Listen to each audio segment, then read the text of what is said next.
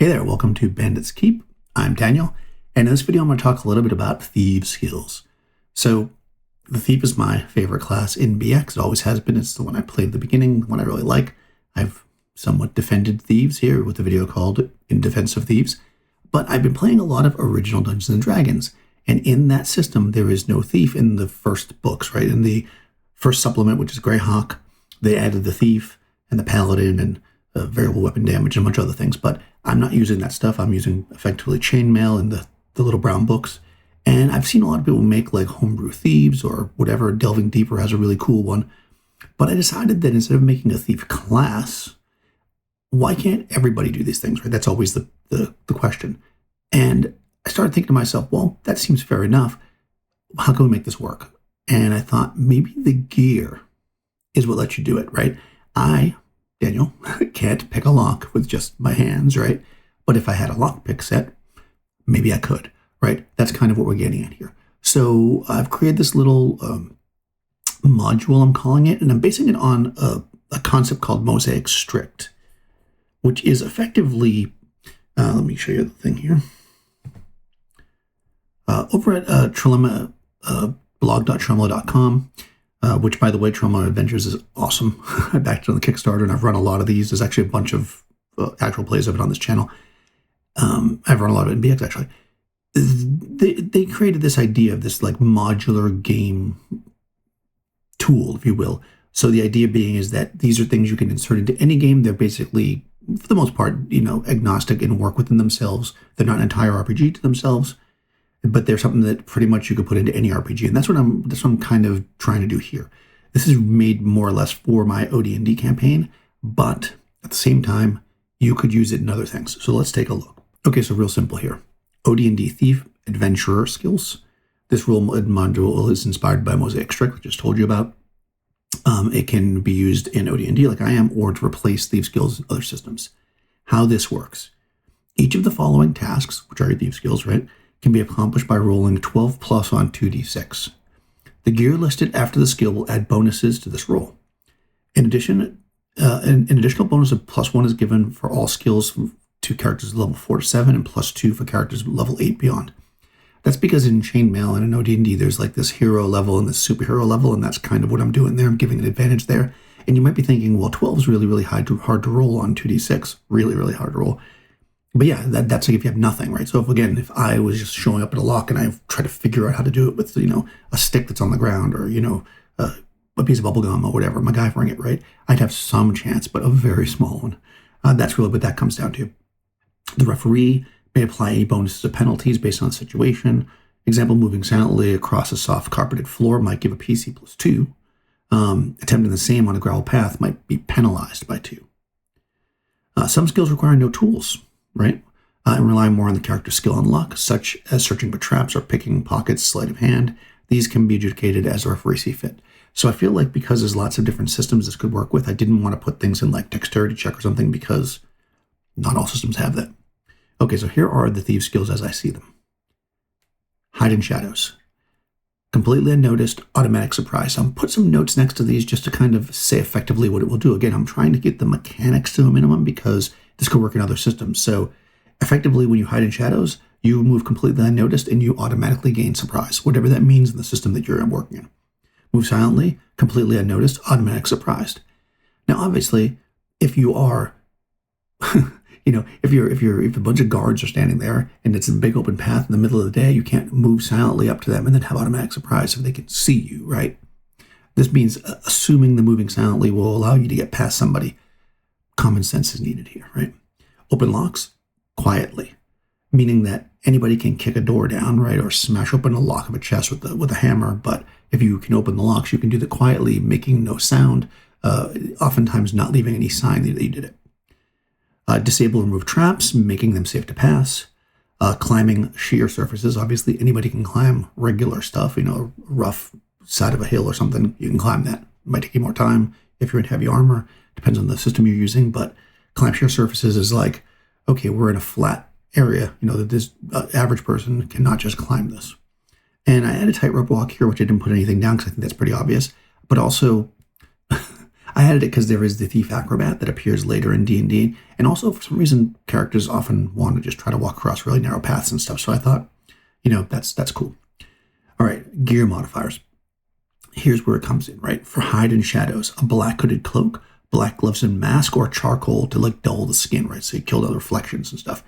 So effectively, if you are wearing a black hooded cloak and you wear a mask and gloves, so you kind of completely camouflaging yourself effectively, you're going to have +5 on the roll, which means that you basically need a 7 or better, which means you're going to succeed about 50% of the time, right? So that's pretty good if you're fully decked out. So there's no reason why everybody shouldn't just be walking around in black hooded cloaks. That's going to be full-on goth here. Move silently. Soft leather boots will help you do that, right? Because most people are wearing riding boots and greaves and things like that. But if you buy a nice pair of soft leather boots, that's going to give a bonus. If you are barefoot, also give you a bonus. In most systems or most lore, halflings are running around barefoot most of the time. They're going to be able to move silently really well. It's also usually in that lore.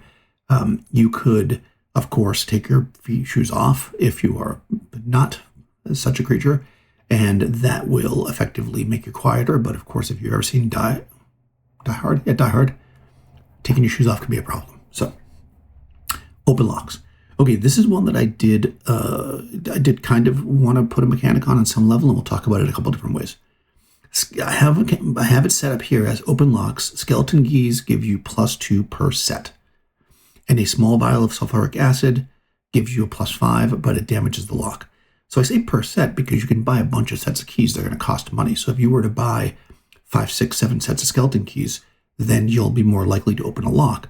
I decided not to use lock picks because I feel like, and maybe if there's a locksmith out there, you can tell me if I'm right or not.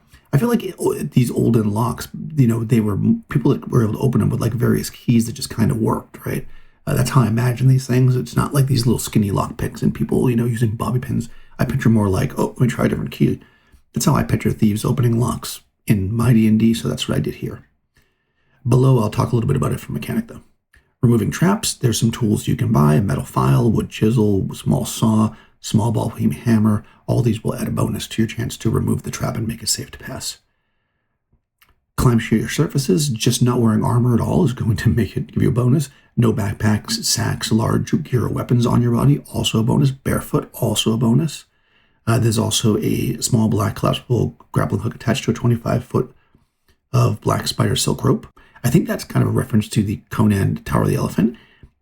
I had that written down, and there's no way that I wrote exactly that because it doesn't sound like me. So if you've seen that written somewhere, let me know where that came from. But I like it. It's black silken rope, Tower of the Elephant, 5 +4, and of course crampons +2. So if you have enough stuff, you're not wearing armor, you're barefoot, you're not carrying a bunch of stuff, you got the rope, you've got the crampons, you can climb pretty effectively. And tightrope walking, if you want to go walk across narrow surfaces, having some kind of balancing pole will give you a +2. Obviously, you could adjudicate it any way you want in your system, but this is just if you want to use these. Okay, so here I've got the gear pricing. This is effectively what I show in my campaign. This is what the players see for the sheet. Your economy might be different. I've got all these things listed. The hooded cloak, useful for hiding. You'll see that there are some things going on here. There's an asterisk next to some of these things. That means they're included in a set of thieves' tools for 25 gold pieces, so to make it simple for thieves. There's another piece down here that I have listed, which is a hard leather cup for listening at doors. Add 1 to the chance of hearing. Okay, and I did add a couple other useful items. Bag of chalk dust, ball of twine, small vial of tinker's oil. This is all stuff that I just kind of added. People might want to use it. Colored chalk, sticky candy. These are things I've used before myself when I've played a thief, and I had little things in there, so I added them. Now, down at the bottom here for the keys, I've got a different mechanic because I'm kind of bouncing this back and forth. I'm thinking about adding +1 for every 2 additional sets of keys. That way you're not like having to just have 4 sets of keys and be able to open up everything in the world. You'd have to have a ton of keys by the time to get, massive bonuses. And this, again, it's going to be loud. It's going to be encumbering. It's going to be slow. So if you want it to be harder for people to open the locks or slower, then I recommend going with that one. The other way to do it is just make it +2 per set, or just only allow 1 set, right? That's the other way to do it. That's the really hard way to do it. Okay, so what if you want to use this in a game that has thieves, right? Because I'm kind of replacing the skills and saying everybody can use it, like that kind of takes away, right? Well, the option there would be, if you've got thieves in your game, then thieves add their level to the roll always. So by the time they get to like 5th level, they'll get about a 50% chance of accomplishing any of these tasks even with no tools. And if they've got some of the proper tools, they're going to be rocking. So that's what I would do if you have thieves. Like if I was using this for BX, I'd use this exactly the way it was, and thieves add their level to the roll as well. Their level 3 thief will roll 2d6 plus 3 plus any gear bonuses, and boom, you're good to go. So let me know what you guys think. Do you like these kind of little modifications and rules here? Do you have, I know there's lots of different ways people do thieves. Partially for me, this is starting to move into a philosophy that I've been kind of dabbling with. You may have seen if you've been following the community, where I'm putting up all these little class options.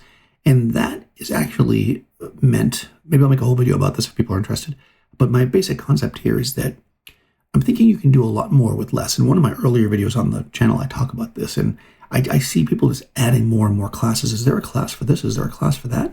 When really you could take mostly what's in your system. In my case, I'm using BX, or here I'm using OD&D, and use what's there to create that class, if you will, custom to the player. So when your player at your table says, oh man, I want to play a snake person, bard, and you're playing BX, you can be like, well, how can we make that? And figure out a way to make it so that it uses things within the rules and tries to balance out. And I think a lot of the times you can do that.